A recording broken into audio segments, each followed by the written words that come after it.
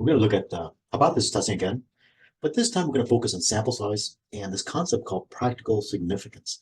And both of these are going to deal with effect size.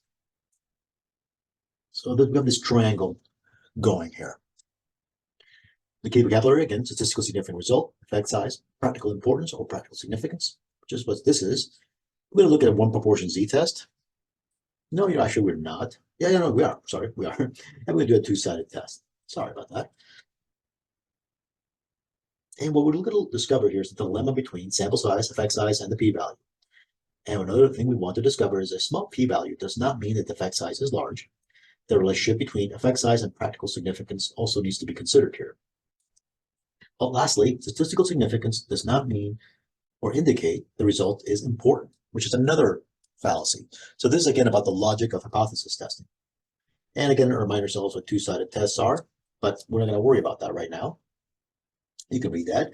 And when we look at this question, I'm not going to go into too much detail since you have already done this in the previous homework, but you should stop the video and try to do it yourself and then come back and see if what you did was correct and follow the same steps I am. So let's look at this first question. A 2016 report suggests that half of the adult population plays some type of video game regularly. It is also believed that in 2017, a change had taken place. If a change has taken place, a sample is gathered, comma here, a sample is gathered and a hypothesis test is conducted at the 5% significance level. So notice we have alpha here, 0.05. So now we're going to need to look at our null and alternative. And we're testing the population proportion. And it suggests here that the report says half of the adult population plays some type of video game. So we're going to use that as our basis. Now my population proportion is 0.5.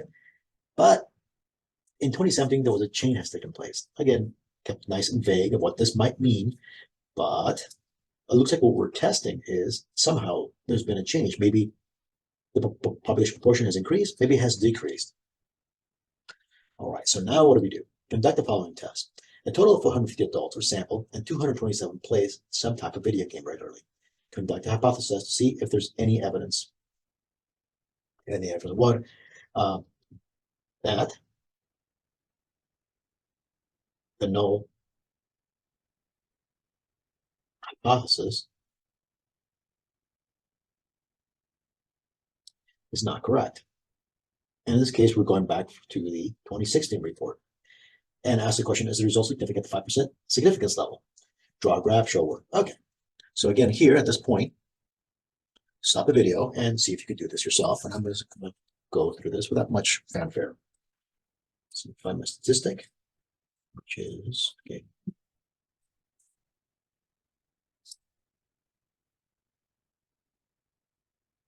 Okay, success here is adult plays video game.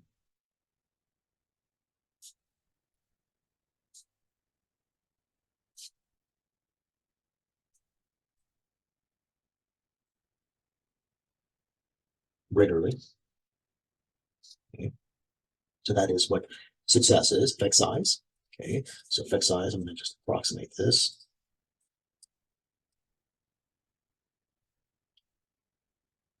Effect size is the difference here between p hat or our statistic and parameter. So again, in general words, stat minus parameter. And I'm getting 0.0044. Okay, that's our effect size. Notice it's quite small. The difference between these numbers is very small. Let's find our one proportion z-test statistic, which is what this is called. Again, the reason it's called because this describes the type of test we're about to do, a one proportion z-test. And this is going to be really the statistic from that result. So I'm going to it's going to be the difference between these two, which is that number. And right now it is this is positive, so I'm just going to write the positive. So I'm just going to grab that number, which is in the numerator of this z statistic. Put my population proportion here. Sample size 450. And we're getting, this is my z-score. So now I'm going to write this out.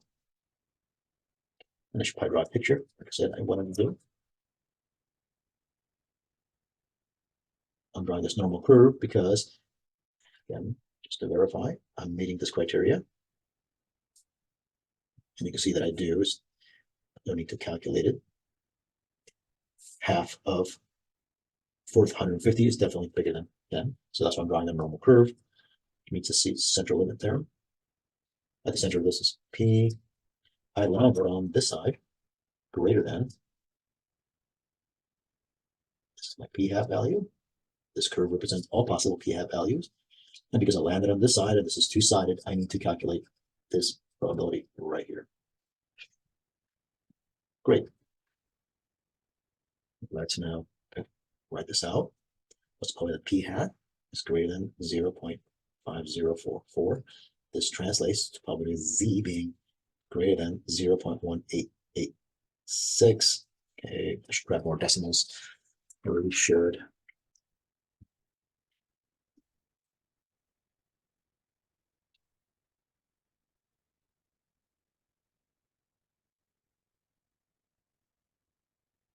I'm gonna figure this whole thing out. And again, the reason I'm saying is because this is very close to 1. And if I'm off just by a little bit, it could change at least the 4 decimal places what I want here. So I'm going to grab this number. And now use my calculator. I'm going to choose greater than because that's the direction I'm going in. And now I'm going to enter my z-score right here. Hopefully I get that right. Let me just check. Yep, there it is. And this is 0.4252. Okay, I'm just going to approximate this point. 0.22, yeah, is that right? 0.252, yep, it is. Great. And of course, this is not the p-value. That's this right here. And notice I didn't draw this to scale, but because I'm doing a two-sided test, I have to ask the question, well, what if I had landed on this side? Because a two-sided test is all about the effect size on either side of the mean. So the p-value is going to be twice this amount, which is 0.8. Let me just do it real quick.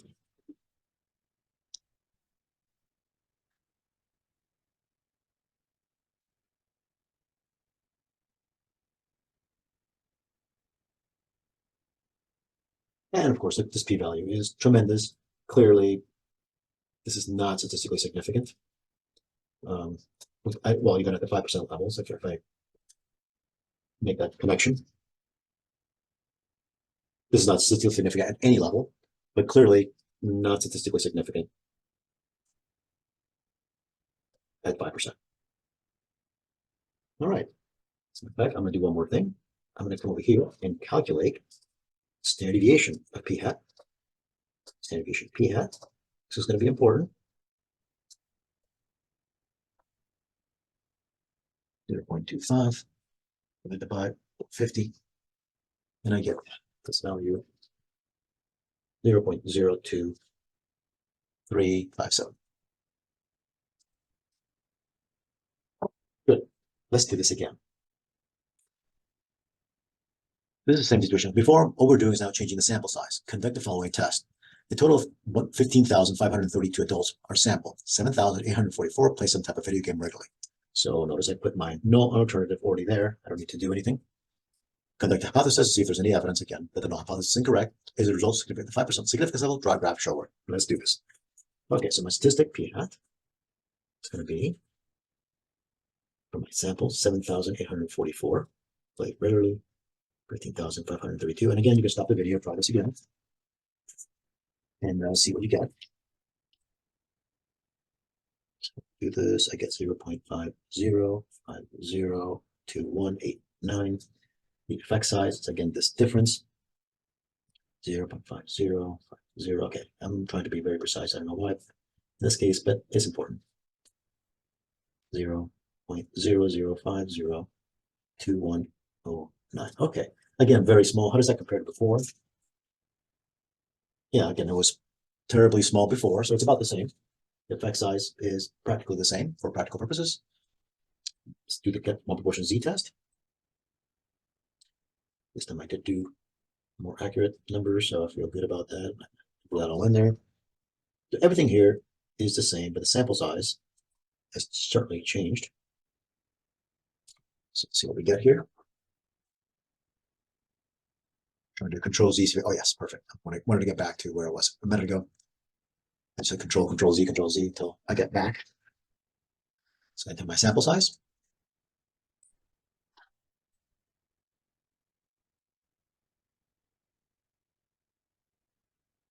And the numerator here, this fraction is 7844. All right. What's my Z?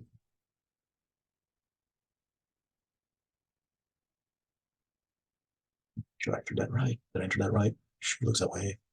Oh, there's something. I think that I messed up. Yep, one mess up here. Sample size should be 5 here. 5 here as well. I did it twice. 155, 332. Yep, 155. Okay, so there's my sample size.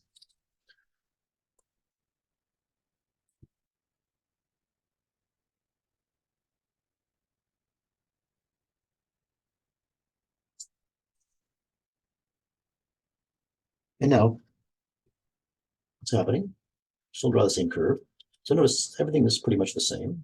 Hopefully you stop the video and you're doing this on your own. Yes, the statistic has changed a bit, but not by much. It's almost in the same location. And then what I want to know is, what is this area? So then I can come back here and double it.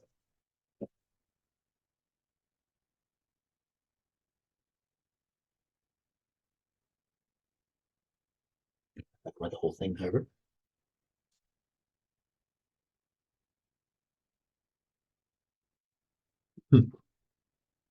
Let's enter this value into GeoGebra. Figure out what I get.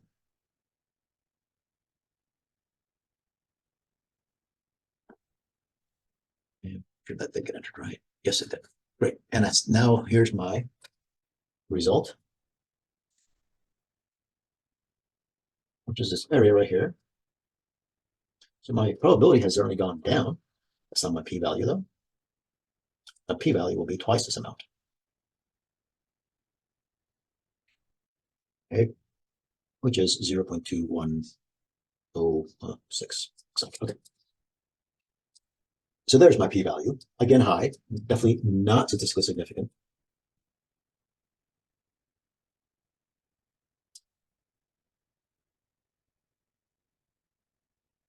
At 5%. So again, there's no evidence to reject null hypothesis.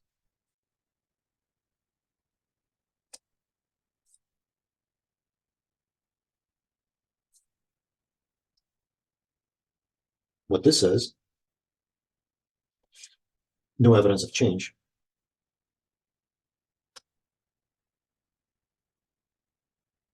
In video in the proportion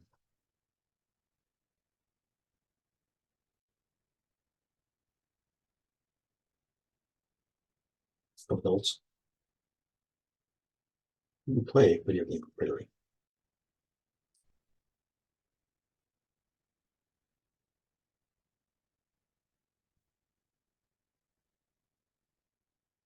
Okay, so that's what that says. And again, just like before, I'm curious here and calculate standard deviation.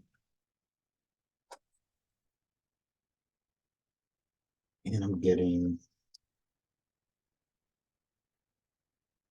so my standard deviation certainly has gone down, right? Which means that the difference between, the difference between these two has not changed. Notice, I mean, not by, actually it got a little wider from the earlier one, but what has changed?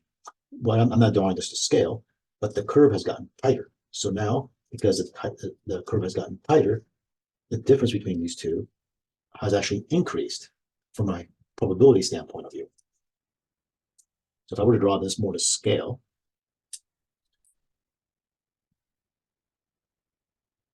which I really don't think I could do, is 1.215. Okay, I'll try best I can.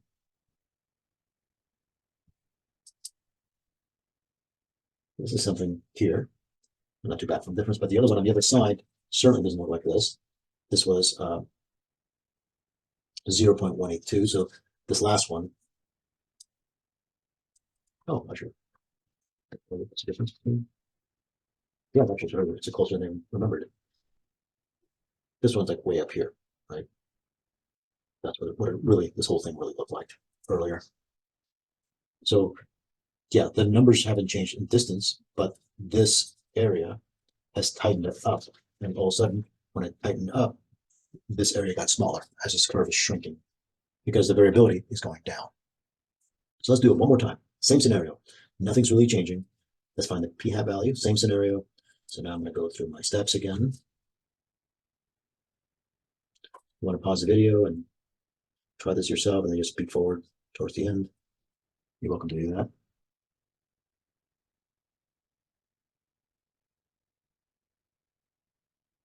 So there's my p-hat value. Again, I look up here and I see that it's really not any different from what was happening earlier for practical purposes. So the effect size is going to be about the same.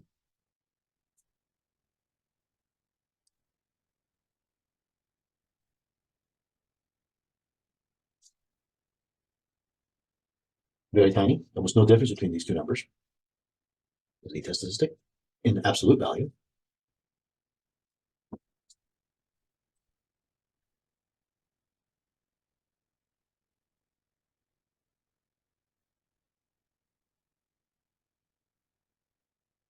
And there's my z-score. And what do I notice? Now, again, my sample has increased to 45,000. There was 15,000. So roughly speaking, this is about 3 times bigger, a little less than 3 times bigger than the previous. Originally, this was 450. There was like a huge jump originally, right, from the first one to 15,000. That's a really big jump. Quick calculation here. Show my work.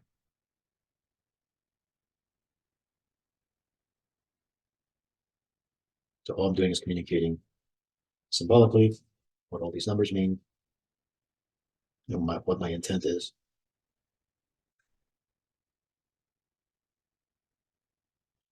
And if I enter this into GeoGebra, I should have did that a little earlier. So now this is not my p-value, of course, because I'm still doing a two-sided test, as I said before.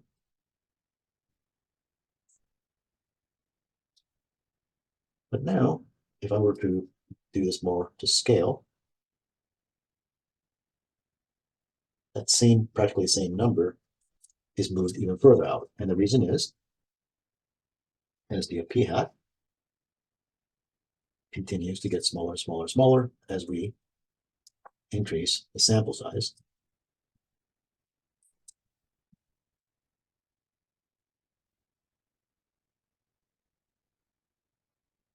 So what is the p-value? P-value equals twice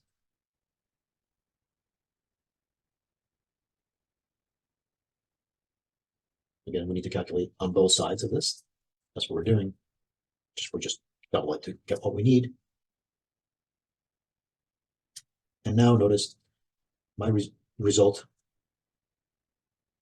is statistically significant at 5% level, 5% significance level. What does this mean? We have found evidence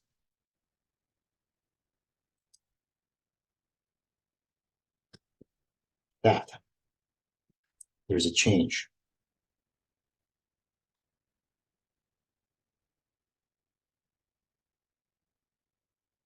in the proportion of adults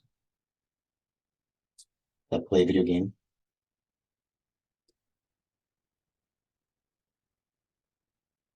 regularly.